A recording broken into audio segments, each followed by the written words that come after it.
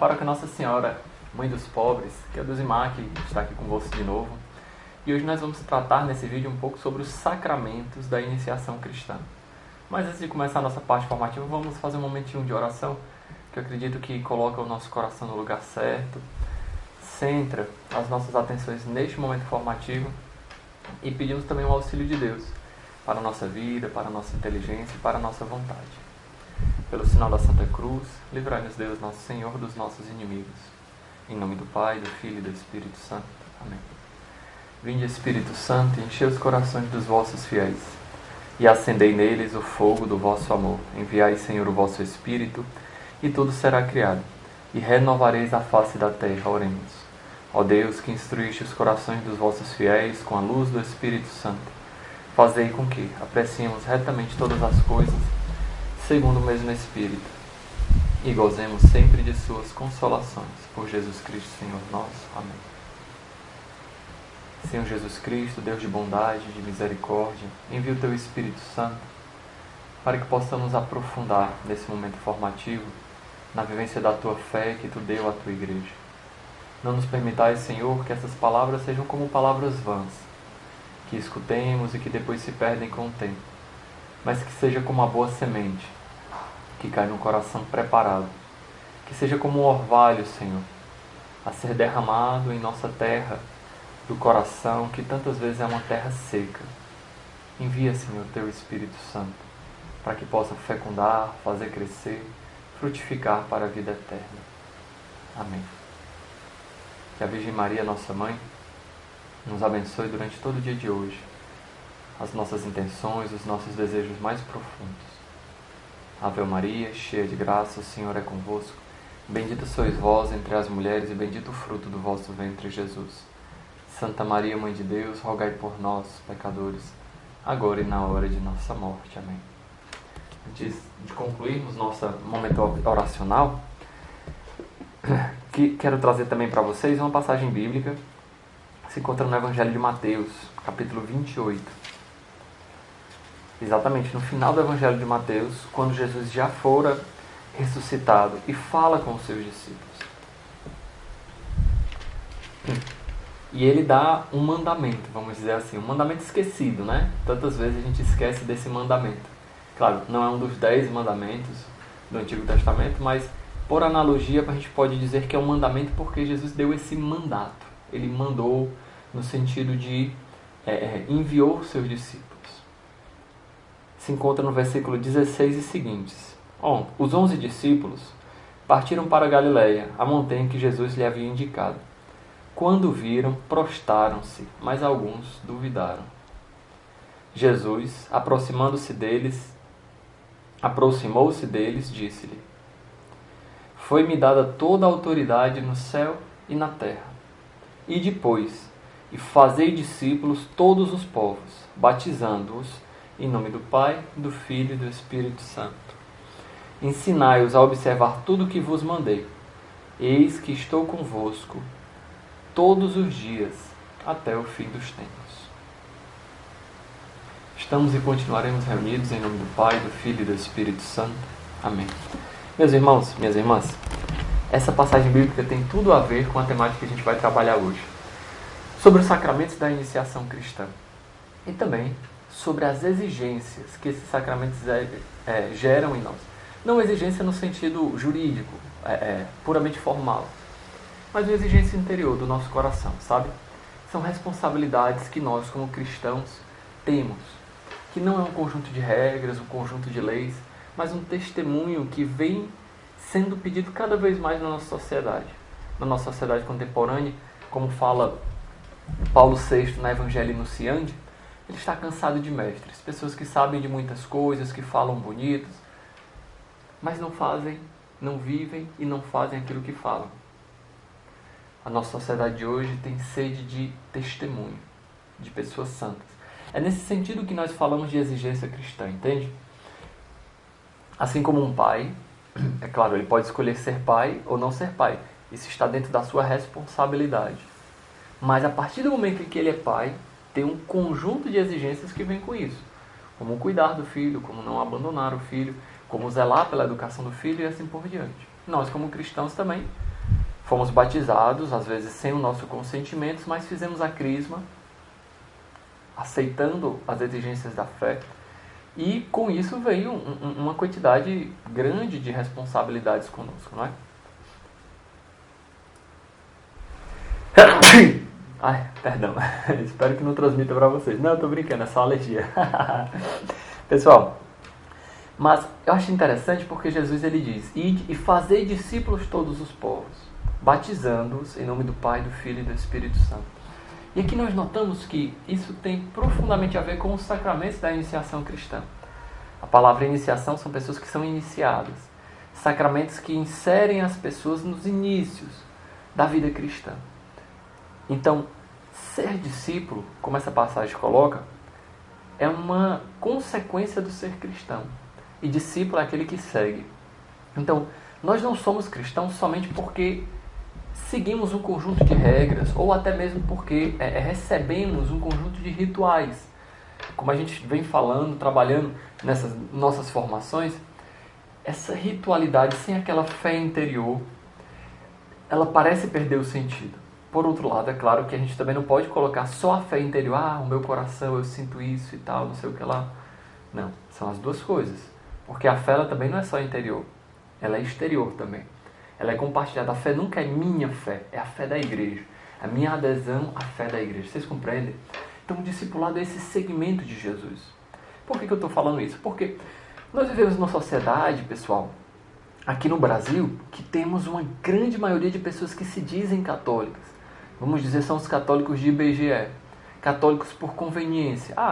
Recebi os sacramentos, mas às vezes não vai nem para a missa, não participa de nada da vida eclesial, não tem uma vida cristã.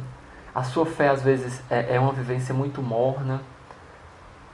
Claro, a gente não pode negar que são cristãos. De fato, foram batizados, incorporados no corpo da igreja. Mas como o próprio documento de Aparecida, os bispos reunidos em Aparecida, se não me engano, em 2006, não estou lembrado agora o ano, mas eles falaram que nossa evangelização ela deve estar também focada naqueles batizados e não evangelizados. Então, quantas pessoas que já receberam batismo, às vezes até vão para a missa, mas que não foram evangelizadas, que não seguem o discipulado, que não fazem esse seguimento de Jesus. Então, isso eu não coloco de modo algum para criticar ninguém, mas para gerar em nós uma reflexão de que o nosso trabalho de evangelização ele ainda tem muito a ser feito. E aqui, para a gente não ir tão distante, trazer alguns exemplos reais, uma pessoa muito próxima a mim, claro, não vou dizer o nome de quem é, né? Privacidade. Mas uma pessoa muito próxima a mim uma vez, logo que eu entrei na igreja, eu tinha 15 anos, é claro, sempre fui católico, mas eu não conhecia tantas coisas da igreja, as coisas de Deus. E eu fiquei impressionado porque o meu encontro foi aquele encontro forte com Deus, de me sentir tocado pelo seu amor e tudo mais, né?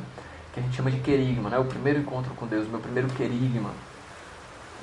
E eu cheguei para essa pessoa da minha família e disse: rapaz, como é que pode, durante esse tempo todo, você foi tão católico, tão católica, né? Não vou dizer quem é, como eu disse, mas você nunca me falou, por exemplo, que a Eucaristia é verdadeiramente o corpo e o sangue de Cristo.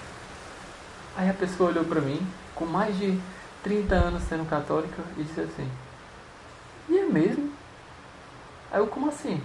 Eu não sabia disso, Deus. Fiquei, meu Deus do céu, né?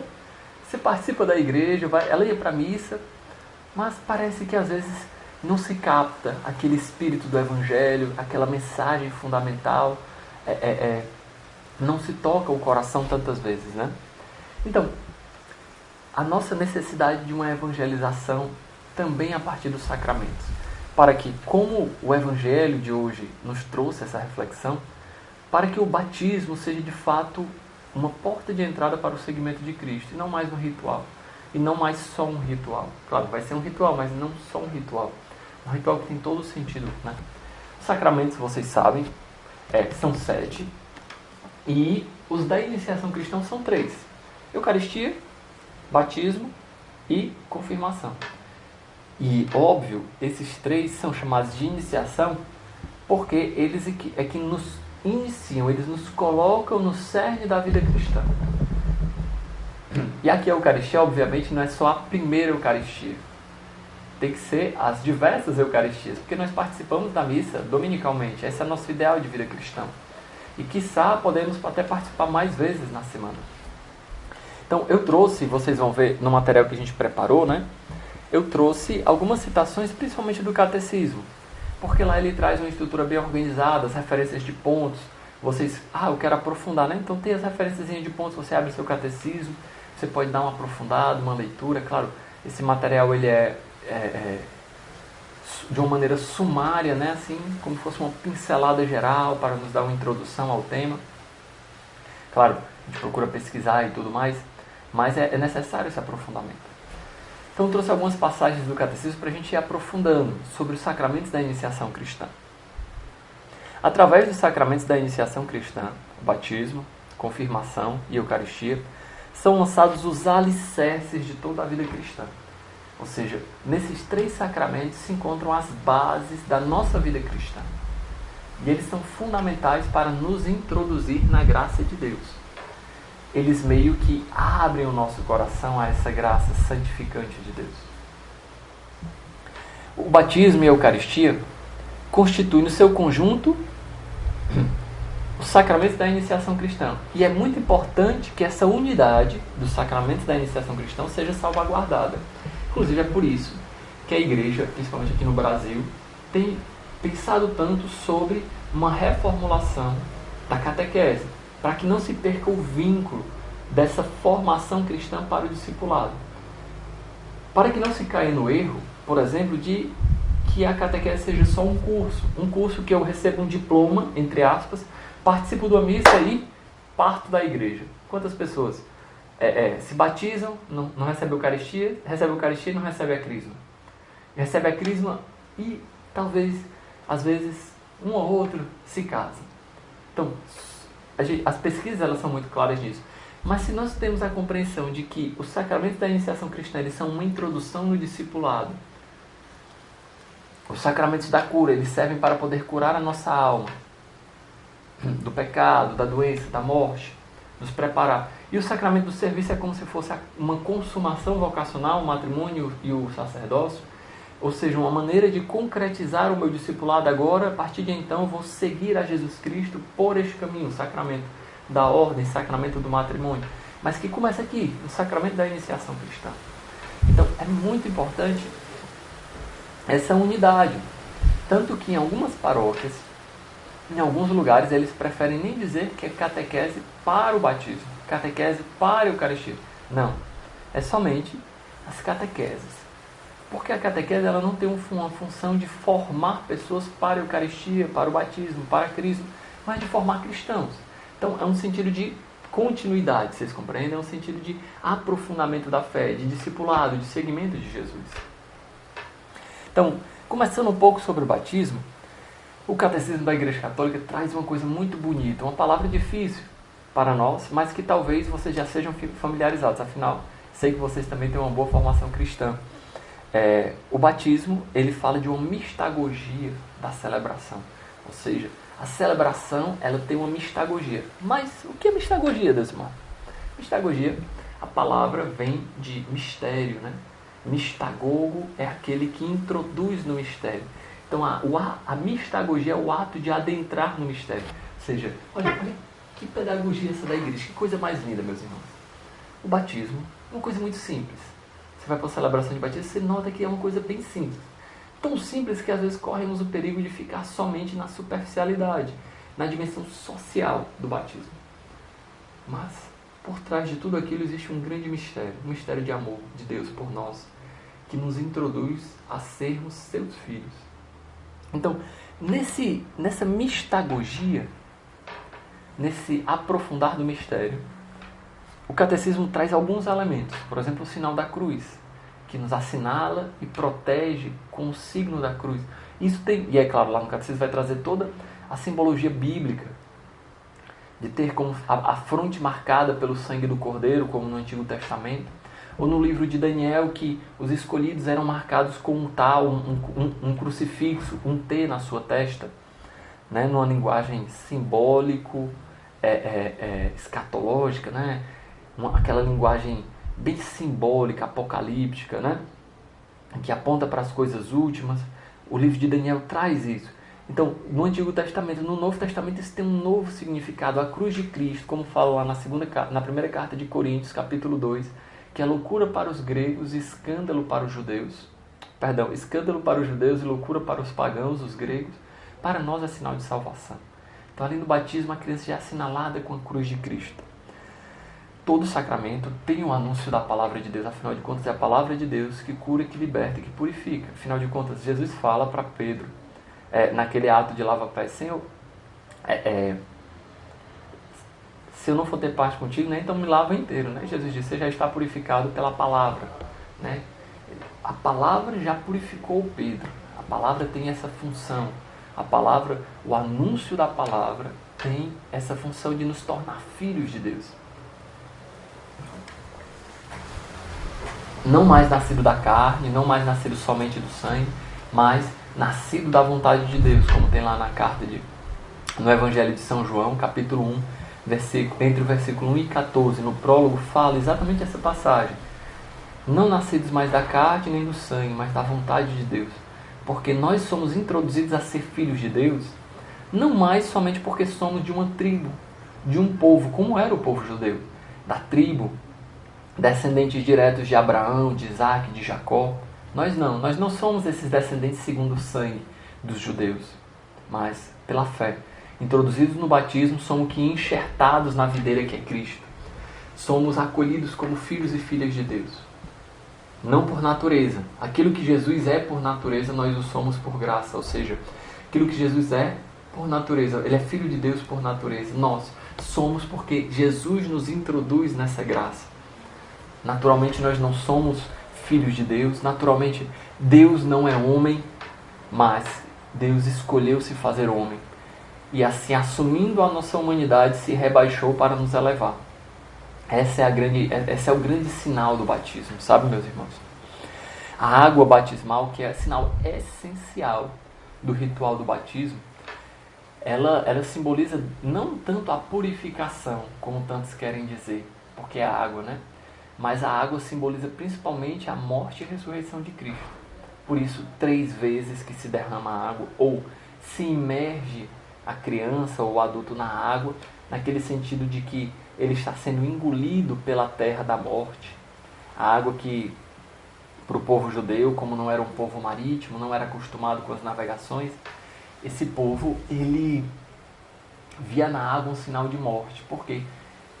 Não eram acostumados com as navegações, como eram outros povos, né?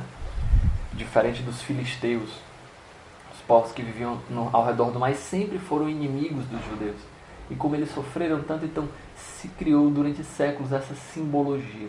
Então é por isso que Jesus ele caminha sobre as águas, ele caminha sobre a desordem, sobre o caos, sobre a morte.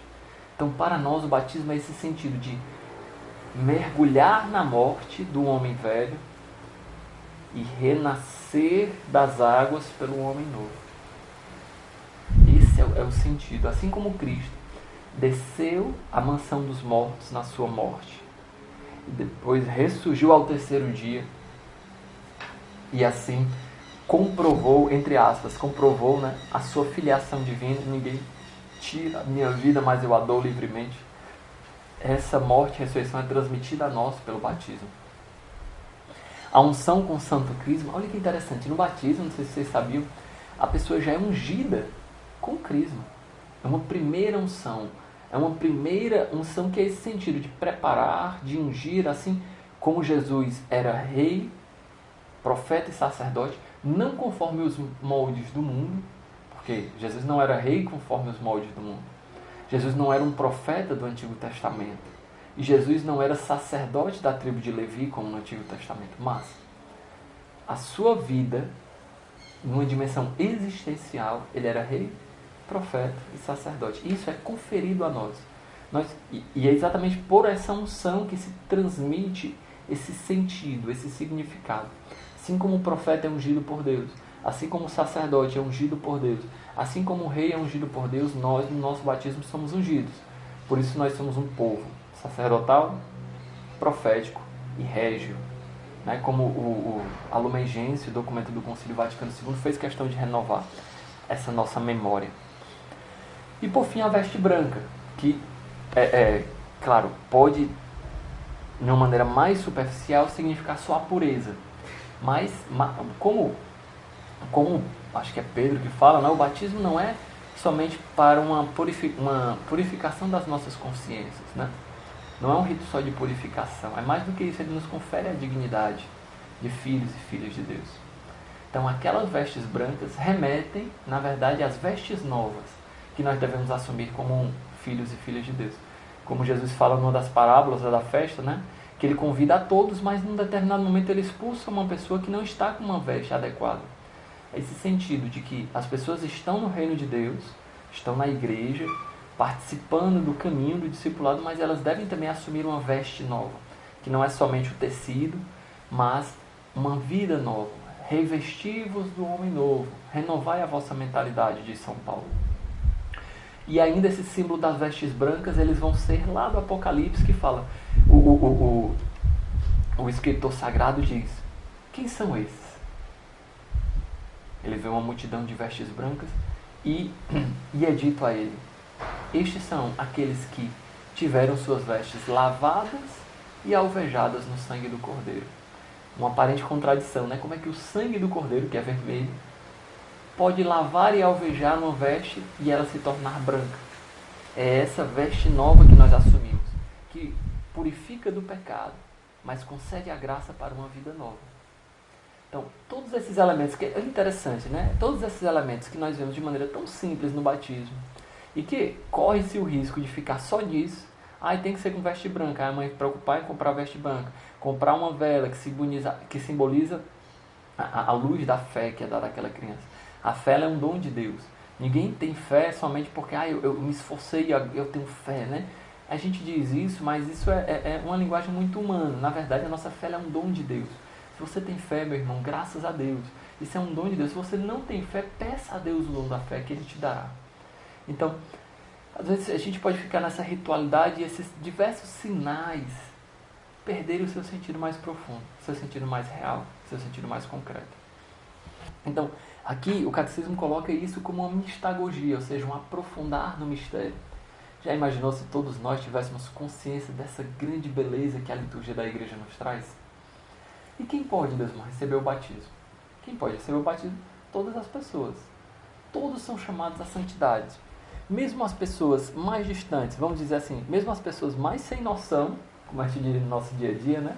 Elas também são chamadas por Deus à santidade. Tanto que, em situações extremas, qualquer pessoa pode batizar. Deus e mar. Até um leigo pode batizar numa situação de morte, sim. Deus e mar. Até um ateu pode batizar numa situação de morte, sim. Porque a fé é dada gratuitamente. Numa situação de morte, se a pessoa estiver quase morrendo e não tiver recebido o batismo, um ateu, pela fé da pessoa que está morrendo, tem o direito, entre aspas, de celebrar este sacramento. Pode parecer uma mera história, uma mera coisa de igreja, mas não é. Eu conheço, por exemplo, uma enfermeira que trabalha em UTI neonatal.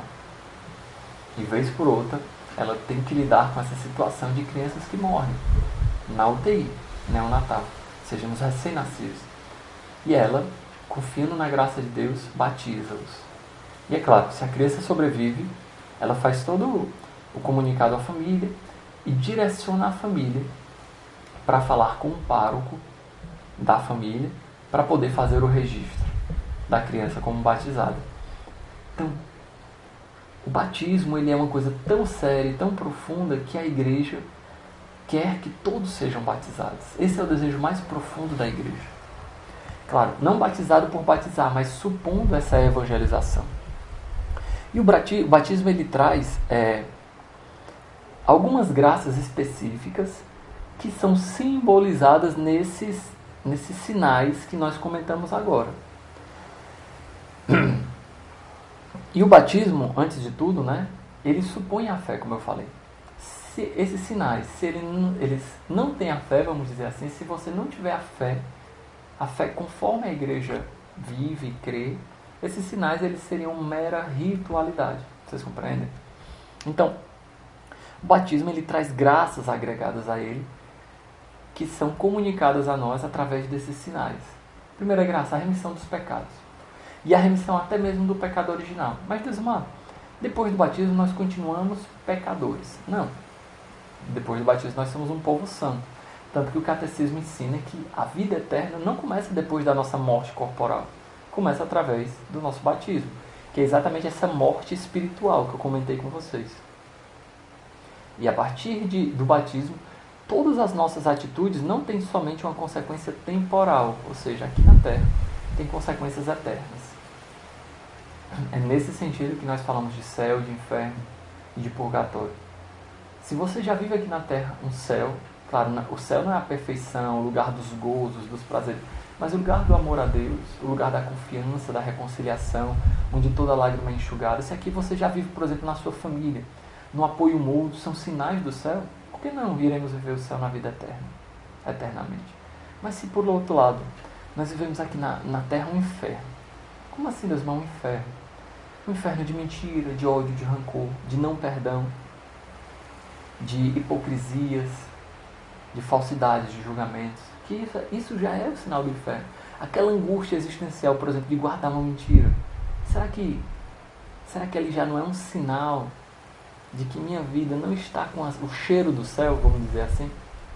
Então, a reconciliação que tantas vezes nos dói para fazer, mas é necessária, é um sinal do céu. Então, fechando esse parênteses, o sacramento o sacramento do batismo nos coloca exatamente no cerne da vida cristã. E ele é um sacramento de fé. É um sacramento de fé. Mas o batismo não apaga a nossa concupiscência. O que é concupiscência? É aquilo que a igreja ensina como a inclinação para o pecado. O batismo, de fato, não apaga isso em nós. Uma outra graça sacramental que o batismo nos traz é de sermos uma nova criatura. A partir do batismo, nós podemos, sem dúvida, ser um homem novo, uma mulher nova. Nós, como eu falei, a partir do batismo, as nossas vidas não são mais só terrenas, biológicas, temporais, históricas, não. Mas no sentido muito mais profundo, elas são eternas. A nossa vida traz os sinais da eternidade já a partir do nosso batismo. Uma outra grande graça que o batismo nos traz é exatamente de sermos incorporados ao corpo de Cristo, que é a igreja. Cristo, que é a cabeça do seu corpo, que é a igreja, ele que é o Filho de Deus por natureza, nos incorpora ao seu corpo pela graça. Aquilo que Jesus é por natureza, ele nos concede por sua graça, de sermos chamados de filhos de Deus. De fato, somos chamados de filho, mas ainda nem sequer se revelou o que é que isso significa. Ser chamado filho de Deus é uma coisa tão profunda, meus irmãos, tão profunda que nós nem sequer imaginamos o que é que isso significa. Além disso, o batismo ele marca a nossa vida com uma marca indelével. Nós somos selados com a força do Espírito Santo, de maneira que nada nem ninguém pode arrancar isso de nós. Isso é interessante porque as coisas do mundo, mesmo que sejam legítimas, são todas perecíveis. Vejamos, você luta tanto para conseguir uma riqueza, por um trabalho digno, por um cargo bom, por uma família boa, por uma casa nova, por uma viagem. Como eu falei, tudo isso legítimo, mas tudo isso é passageiro. Deus te livre, a sua beleza, Deus te livre, mas a sua beleza, uma queimadura, uma batida, a própria idade pode te roubar. A tua inteligência, uma doença venérea, pode te roubar. Deus te livre disso, Deus me livre também disso, né? Mas só fazendo você refletir como as coisas passam. O nosso dinheiro, o ladrão rouba, os impostos vêm, a gente sabe bem disso. É passageiro. Mas a graça de Deus na nossa vida é algo indelével. É por isso que nós devemos fundar a nossa vida naquilo que não passa. Nossos ideais não morrem quando acreditamos naquilo que não passa. Por isso que Jesus diz: construí a vossa casa na rocha firme, que é Ele próprio, a rocha que os pedreiros rejeitaram, que para nós se tornou a pedra angular, ou seja, a pedra fundamental da construção é Jesus Cristo, onde lá, nele, nós fundamos a nossa vida. Então, o batismo, mesmo que a pessoa mude de religião, ela não deixa de ser batizada. Por isso que não existe dois batismos. Não faz sentido você, por exemplo, ir para outra igreja e na outra igreja ser batizado, porque a antirrecíproca não é verdadeira. Por exemplo, se uma pessoa de uma outra igreja, que é realmente uma igreja cristã, que crê em Jesus Cristo como o único Filho de Deus, vive verdadeiro, que é um com o Pai e com o Espírito Santo, se essa igreja batiza a pessoa, a igreja católica acolhe esse batismo.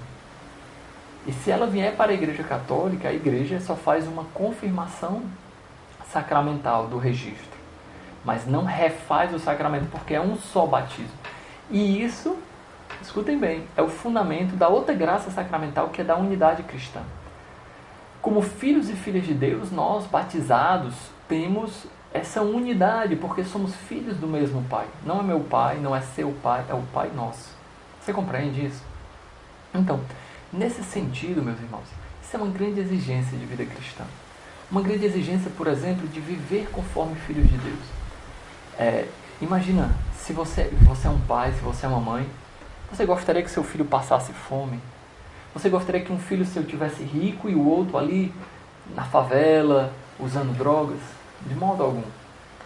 Mas é desejo de todo pai que toda a família trabalhe pelo bem de todos os filhos.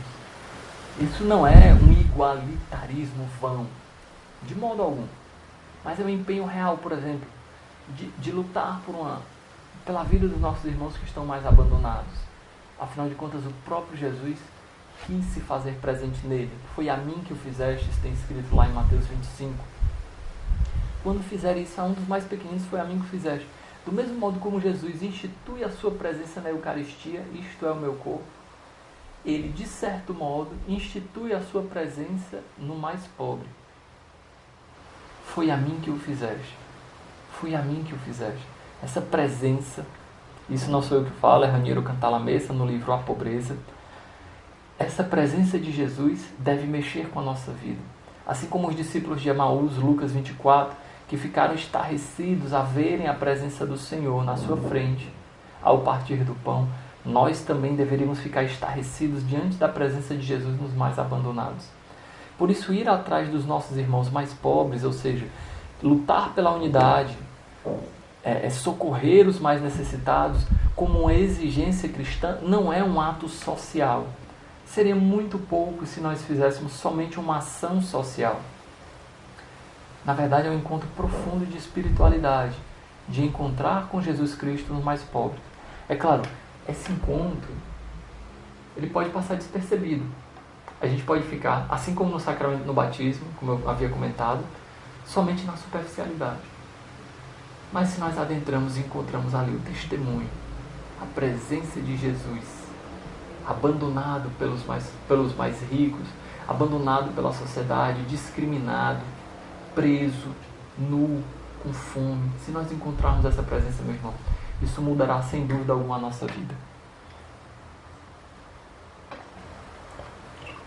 Uma outra grande graça do sacramento do batismo é já nos introduzir na vida cristã. Então ele é o primeiro sacramento por excelência.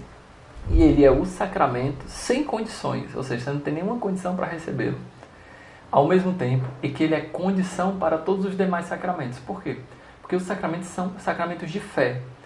E nós recebemos a fé pelo batismo. Então, a confirmação, que é o outro sacramento da iniciação cristã, ela é dada aos batizados. E pelo sacramento da confirmação, faça aqui a leitura do Catecismo, ponto 1285, ou seja, 1285. Pelo sacramento da confirmação, são mais perfeitamente vinculados à Igreja, enriquecidos com a força especial do Espírito Santo, e deste modo ficam mais estritamente obrigados a difundir e a defender a fé por palavras e obras como verdadeiros testemunhos de Cristo. É por isso que nós chamamos o sacramento da maturidade cristã. Porque aquilo que você recebeu sem pedir, o batismo, muitas vezes, você é batizado como criança, de uma maneira inconsciente, na fé dos seus pais, o que o batismo supõe a fé dos pais, pelo menos. Ou se um homem é adulto, se a mulher é adulta, supõe a fé deste homem, desta mulher, como que um começo de fé, um sinal de fé. Na confirmação nós recebemos esse sacramento como que aderindo pessoalmente à fé da igreja, à fé em Jesus Cristo, meus irmãos. Então é por isso que nós chamamos de maturidade cristã. Ali você é robustecido da graça, fortalecido da graça de Deus para ser um verdadeiro testemunho de Jesus Cristo no homem. Inclusive, um sinal que não é obrigatório atualmente, mas que é bem tradicional, é o tapinha, né? Que tem o duplo sentido de acorda para a fé, acorda para a vivência em Cristo. E o outro sentido é aquele tapinha para os bons soldados ir para a guerra, né? Vamos lá, força, coragem, né? Então esse é o sentido. O bispo ali não é um tapa que ele dá, né? Assim, uma raiva, de modo algum. Mas esse sentido de acordar, despertar para a fé, incitar para o bom combate da vida espiritual contra o homem velho, que ainda que tenha sido morto no batismo, ele quer sempre nos arrastar para baixo, né? Esse homem velho fica aí e através do sacramento do batismo e confirmado pela crisma, nós somos robustecidos da graça de Deus. Essa é uma palavra muito forte para o sacramento da crisma. Robustecidos. E a palavra crisma vem de unção. A palavra crisma propriamente é o óleo. É interessante porque esse sacramento tem o nome do símbolo dele. Tanto que é o sacramento da crisma, mas o óleo do crisma, porque é um óleo. Entende? Então é o sacramento no sentido feminino de sacramento, mas o óleo é no sentido masculino. Ou se pode dizer também, sem problema algum, o sacramento do crisma, porque é o sacramento do óleo, da unção do crisma, certo? Então, esse sacramento, ele tem um significado muito especial. Ele também é um sacramento indelével, ou seja, ele marca a nossa alma de maneira irrepetível e ao mesmo tempo não pode ser apagado por nada, nem pelo pecado. E ele nos unge. Essa é o essencial do sacramento da crisma, a unção.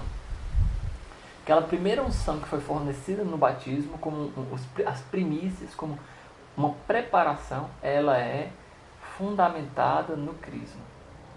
Os outros sacramentos que têm a unção é a ordenação e a unção dos enfermos, de fato, né? E a unção tem esse sentido de preparar para o combate e também para curar as feridas, né? Então, o povo antigo tinha essa crença de colocar o óleo protege a ferida contra os micro-organismos, né? Na época eles não sabiam que era um micro-organismo, mas eles sentiam concretamente que protegia aquela ferida.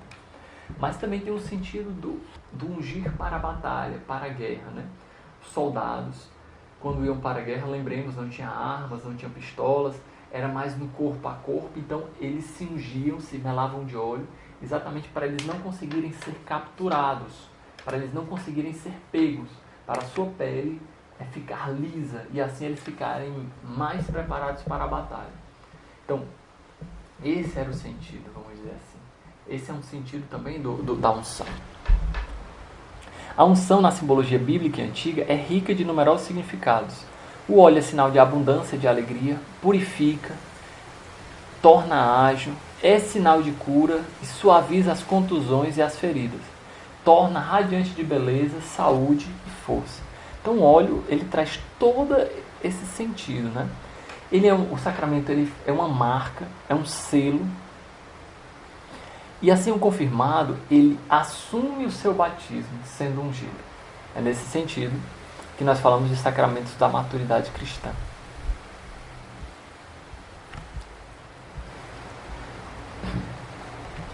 A confirmação, meus irmãos, ela também traz consigo um crescimento e aprofundamento na graça batismal. Ela nos torna enraizados nessa filiação divina. Ela nos une mais perfeitamente a Cristo. São as graças que são derramadas no sacramento do batismo. Isso o Catecismo da Igreja Católica traz no ponto 1303, 1303. Aumenta em nós os dons do Espírito Santo, torna mais perfeito o laço que une a Igreja e dai-nos uma força especial para propagarmos e defendermos a fé, pela palavra e pela ação, como verdadeiras testemunhas de Cristo, para confessarmos com valentia o nome de Cristo e nunca nos envergonharmos da cruz. Que forte, né? A gente não voltar atrás da nossa fé, meus irmãos, de modo algum. Eu achei interessante porque o catecismo também fala duas coisas que eu achei muito legal sobre essa questão do sacramento da crisma. A primeira, uma indicação que para nós talvez seja muito contrassenso, né? Mas que o catecismo fala de uma maneira tão bela. O ponto 13 e 11 ele nos aconselha que talvez o nosso batismo de crisma, o mais adequado é que seja o mesmo padrinho de crisma seja o mesmo padrinho do batismo. Exatamente para mostrar a unidade entre esses sacramentos da iniciação cristã. Claro, isso não é uma obrigação, as pessoas podem escolher padrinhos diferentes, mas eu achei interessante essa simbologia e quem sabe a gente pode aprofundar um pouco mais nisso, né? Nesse vínculo que existe entre o batismo e a crisma, essa continuidade no discipulado de Jesus Cristo. E uma outra coisa que eu achei interessante, 2 pontos antes, no ponto 1309, é sobre a preparação. A preparação que a gente chama naturalmente de o curso de crisma, como eu falei, a catequese renovada, a partir do ritual de iniciação à vida cristã, tenta não chamar mais de curso, mas ela fala dessa preparação como um momento de evangelização. Meus irmãos, eu falo isso para vocês porque eu fui evangelizado na minha crisma. Como eu falei, eu era de igreja, mas mais concretamente, tive uma experiência com Deus na minha crisma. Então a crisma, ali, a gente sabe que naquela idade da adolescência talvez seja uma oportunidade incrível para evangelizar o jovem, para mostrar a ele a beleza da igreja, o desejo que ele continue vivendo conforme os mandamentos de Cristo, conforme a graça, de que aquilo é uma vida feliz, não é uma vida triste, que é uma felicidade, claro, diferente da felicidade do mundo, marcada pelo prazer e por tantas coisas vãs, mas que é uma felicidade eterna, que aponta para a vida eterna. Então, ali, talvez seja o momento mais adequado para a evangelização, o momento mais legal para poder conseguir trazer um jovem para dentro da igreja, porque muitos vão sem nem querer receber o sacramento, sem entender, vão levados pelo pai, pela mãe. Então nós talvez devêssemos usar desse anzol para puxar novos peixes para a rede de Cristo. Então, achei muito interessante o catecismo comentando sobre essa preparação para a crisma. E por fim, o último sacramento da iniciação cristã é a Eucaristia. Como nós vínhamos comentando, a Eucaristia, no vídeo passado, principalmente, ele é a fonte e ápice da vida cristã. Então, e todos os sacramentos são ordenados para a Eucaristia. Então, a Eucaristia não deve ser só a primeira Eucaristia, mas a Eucaristia dominical.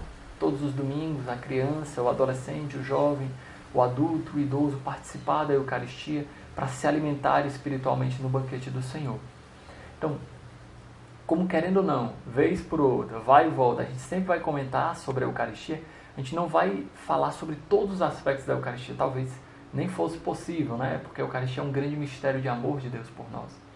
Mas eu quero trazer para vocês alguns enlaces sobre o grande sacramento da Eucaristia. O catecismo elenca vários nomes que nós podemos chamar de Eucaristia. E cada um desses nomes apontam um aspecto desse mistério, vocês compreendem? Cada um dos nomes aponta para um desses aspectos, que a gente não pode absolutizar só um desses aspectos, mas ver no todo. Porque, por exemplo, nós chamamos o banquete nupcial do Cordeiro. Então, o banquete nupcial mostra o Cordeiro como esposo, a igreja como esposa. Lindo. Mas onde é que se consome esse esposo? Sacrifício. Quando fala de sacrifício, nós lembramos também do Cordeiro. Mas também lembramos de Jesus aonde? Da cruz. O sacrifício eucarístico. A mesa, o altar, que é ao mesmo tempo altar do banquete e altar do sacrifício. Banquete como uma simbologia de gozo, de núpcias, de felicidade, mas o sacrifício como algo também penitencial. Vocês entendem? Esse grande mistério nós não podemos reduzir a somente um aspecto. Nós talvez devêssemos nos aproximar sobre vários aspectos, sobre vários ângulos, e aí a gente vê o mistério de uma maneira mais clara, sem nunca esgotar o mistério. Afinal, é mistério na nossa fé. E o sentido cristão de mistério, como a gente comentou no vídeo passado, não é algo inacessível, mas é algo profundo, que nós podemos sempre aprofundar. Então, ao mesmo tempo é fração do pão. Lucas 24, reconheceram Jesus ao partir do pão. Desde o começo, em Atos dos Apóstolos falam várias vezes, eles eram fiéis na oração, na vida em comum e no partir do pão. Talvez seja o primeiro nome que a Eucaristia tomou.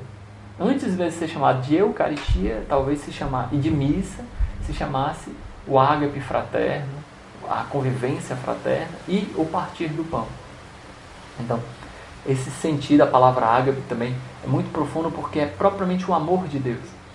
Um Deus que se entregou por nós no ágape, esse amor profundo de doação.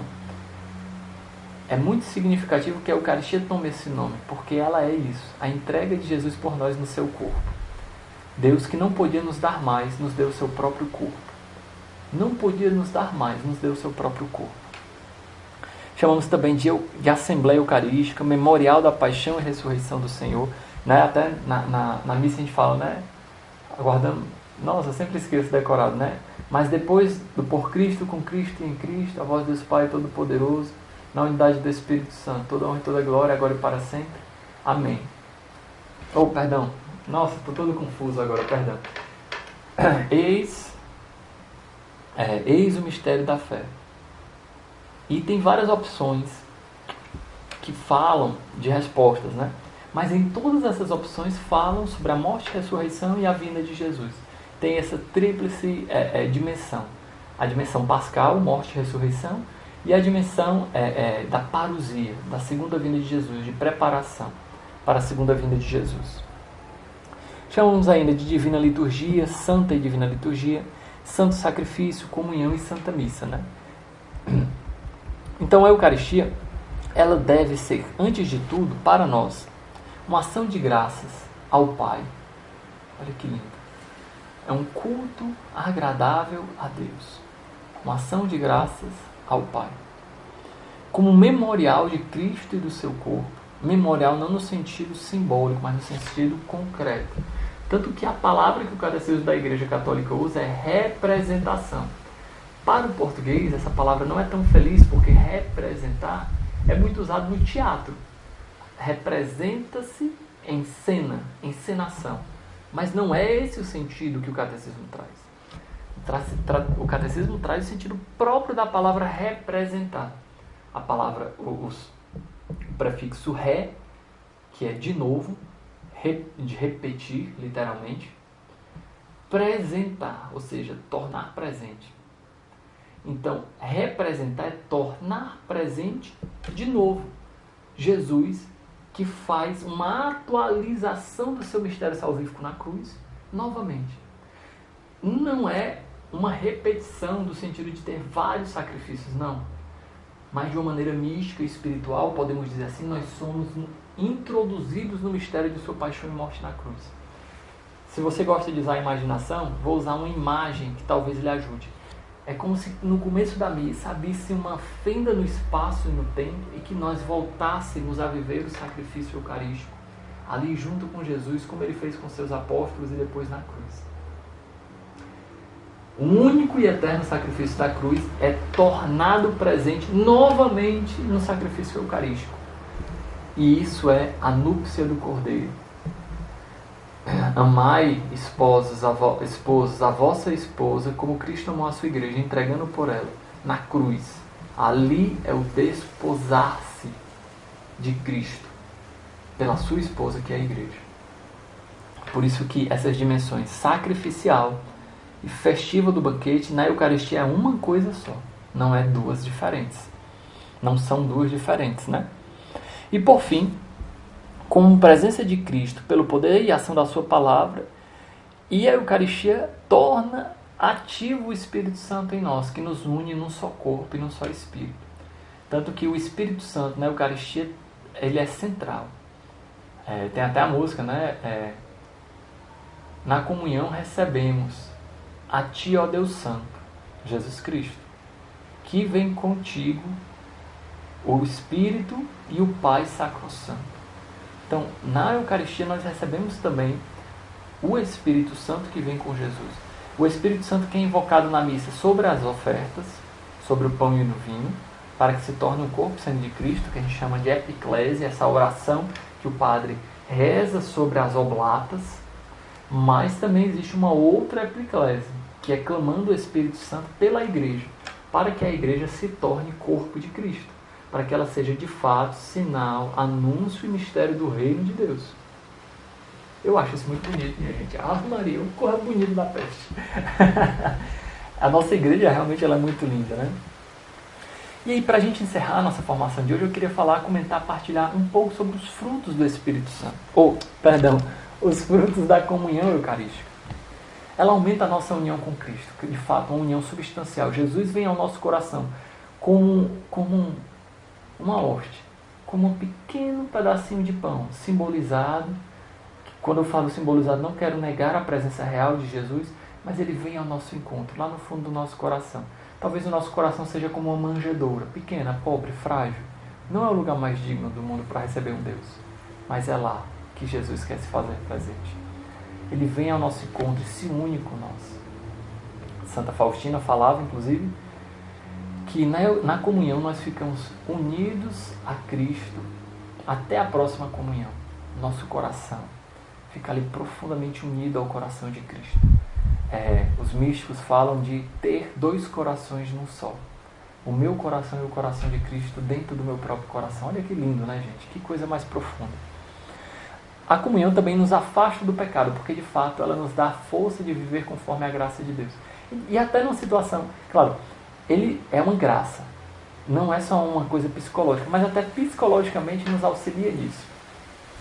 Imagina, eu, desde os meus 17 anos que vou para a missa todos os dias, claro, não é obrigado a ir para a missa todos os dias, né? Mas eu quero dar esse meu testemunho, não que eu seja referência para ninguém, não sou, mas que se eu, que sou tão pecador, posso dar um bom testemunho, quem sabe você, que com certeza é menos pecador do que eu, pode também dar um bom testemunho. Dos meus 17 anos comecei a ir para a missa todos os dias. E eu ficava pensando concretamente, meu Deus, se eu pecar agora, eu não vou comungar mais tarde. E aí, Deusmar? Você vai preferir pecar ou vai preferir a Deus? E isso me dava força para me afastar do pecado, vocês entendem? Para concretamente preferir Deus na minha vida. Por fim, a comunhão nos fortalece na caridade, e a caridade apaga os pecados veniais. Não é que a Eucaristia apague o pecado venial em si, mas a vivência da caridade, que a Eucaristia nos dá força, apaga o pecado venial, a vivência da caridade. Ele nos faz igreja, que recebendo o corpo de Cristo, nos tornamos corpo de Cristo. O meu antigo confessor dizia, Deus, mas cada vez que tu comunga, a tua identidade se parece cada vez mais com a identidade de Jesus Cristo. É claro que ele falava isso de uma maneira muito profunda, né?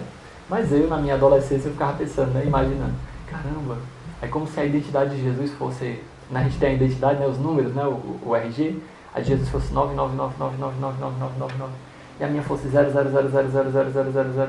Mas cada vez que eu comungasse, 0000001, e ficando mais próximo. Tava longe ainda, mas tá mais próximo, vocês entendem? Eu ficava imaginando essas coisas de adolescente, de criança, né? Mas eu acho bem interessante isso mesmo. Por fim, a Eucaristia nos compromete com os mais pobres e nos preserva para a glória futura. Por isso que depois do partir do pão, o padre silenciosamente, algumas vezes eles falam em voz alta, eles falam que o corpo e o sangue de Cristo nos guarde para a vida eterna. E nos ajuda a ir ao encontro dos pobres exatamente por aquele motivo que eu comentei. A mesma presença de Jesus na Eucaristia, Jesus ressuscitado, é a mesma presença de Jesus nos pobres, sendo que abandonado. É o mesmo Jesus que nos deve levar ir um ao encontro do outro. O encontro do ressuscitado com o abandonado. Você que ganha a força do ressuscitado pela comunhão e vai ao encontro do abandonado. Meus irmãos, muito bom estar com vocês. Espero ter auxiliado de algum modo a sua vida cristã. E peço que a Virgem Maria te acompanhe durante toda a tua vida. Ave Maria, cheia de graça, o Senhor é convosco. Bendita sois vós entre as mulheres, bendito o fruto do vosso ventre, Jesus. Santa Maria, Mãe de Deus, rogai por nós, pecadores, agora e na hora de nossa morte. Amém. Estamos reunidos em nome do Pai, do Filho e do Espírito Santo. Amém. Um abraço, pessoal.